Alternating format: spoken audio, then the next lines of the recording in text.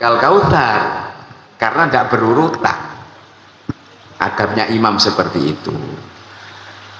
Dalam kitab yang ditulis oleh Imam Nawawi, Yahya Syaraf An-Nawawi, dikatakan dalam sholat membaca surat atau membaca ayat selepas Fatihah lebih baik satu surat utuh daripada penggalan ayat dari satu surat.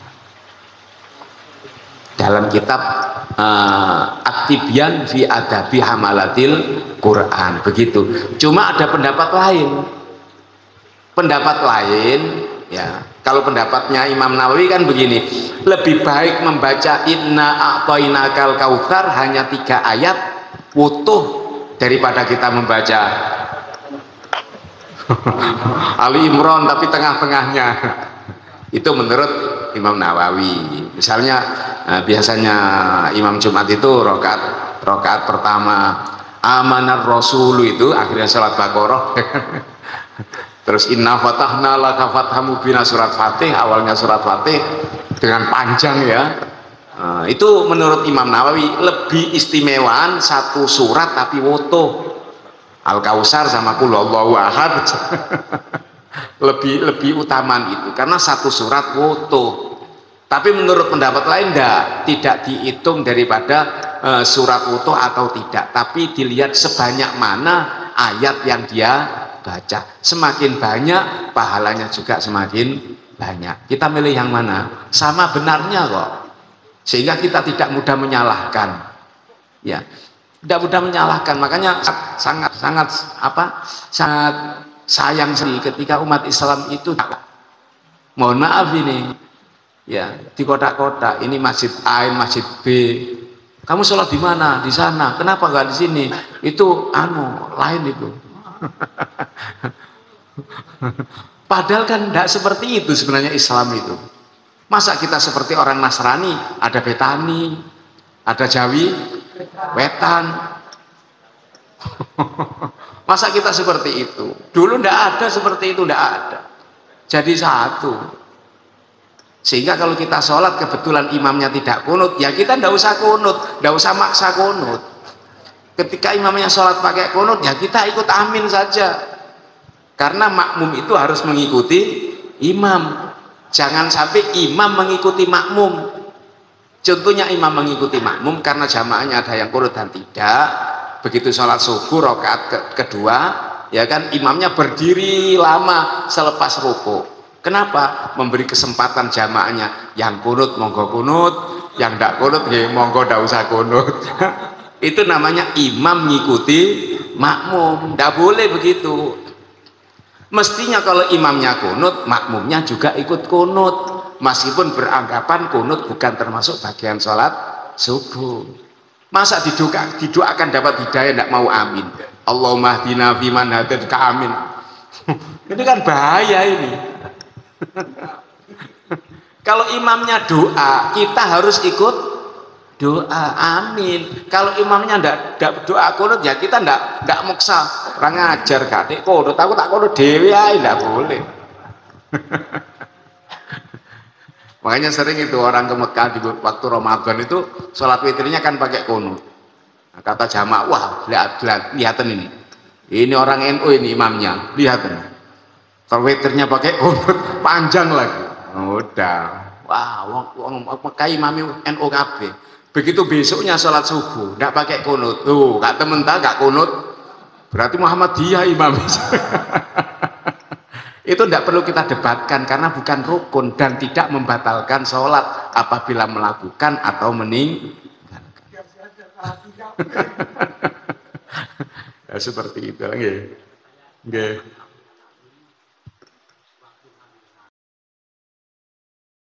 Kalau imamnya tidak baca Fatihah, batal imamnya. Berarti makmum harus mengingatkan. Langsung misalnya, Sabbihisma rabbikal a'la, subhanallah, begitu. Kalau tetap aja, masih tetap tidak baca Fatihah, camat, Fatihah camat.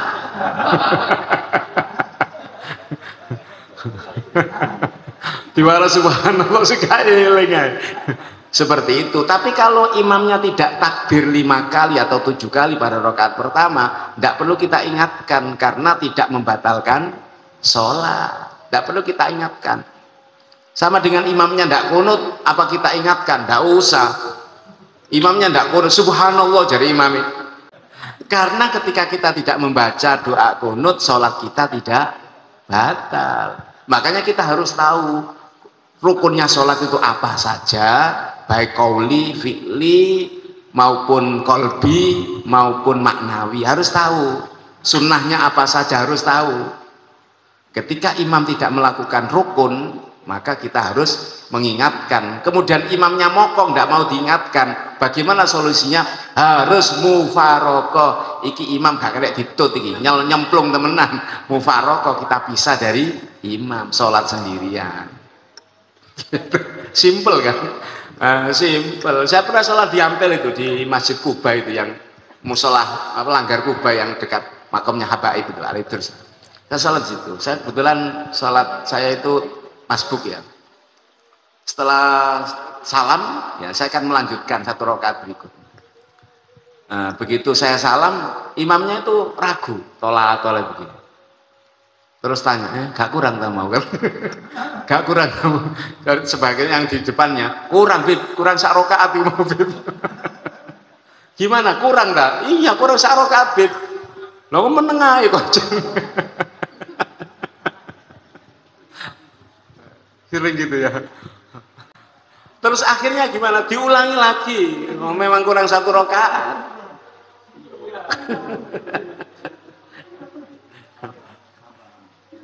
Nggih. Lho, mboten nek kapan nih kalau sudah wiritan iso ngomong-ngomongan ya ngurangi lagi. Tapi kalau masih assalamualaikum warahmatullahi wabarakatuh, ada yang bengok, mam, kurang 1 rakaat sampean. Langsung berdiri. Boleh, langsung meneruskan menambahi rakaat berikutnya. Sebelum salam, selepas tahiyat, sujud sahwi 2 kali. Batal imam. Camat Fatihah gak diwaca camat? Iya dul. Batal kabeh. Makanya di belakang imam itu harus orang yang tahu. Kalau orang yang tidak tahu ya repot nanti. Oh iya harus begitu, harus begitu. Dan mohon maaf, ini sering di masjid itu posisinya mihrabnya imam lebih tinggi dari jamaah. Itu sebenarnya tidak boleh itu, tidak boleh. Malah ada tinggian lagi. Itu makruh. Dalam kitab Ittihafu Sadatil Umat tidak boleh itu, makruh. Harus sama. Ya kalau sudah ya tidak usah dibongkar. Nanti gara-gara ngaji dibongkar masjid. Enggak haram ya, tapi apa makruh. Salah satu hikmahnya ketika imamnya batal, maka yang di belakang imam mudah untuk maju. Meskipun tidak harus maju ke depan loh ya, harus maju 1 langkah. Kakinya lebih maju daripada jamaah yang lain. Tapi kalau depannya itu lebih tinggi, sujudnya gimana nanti?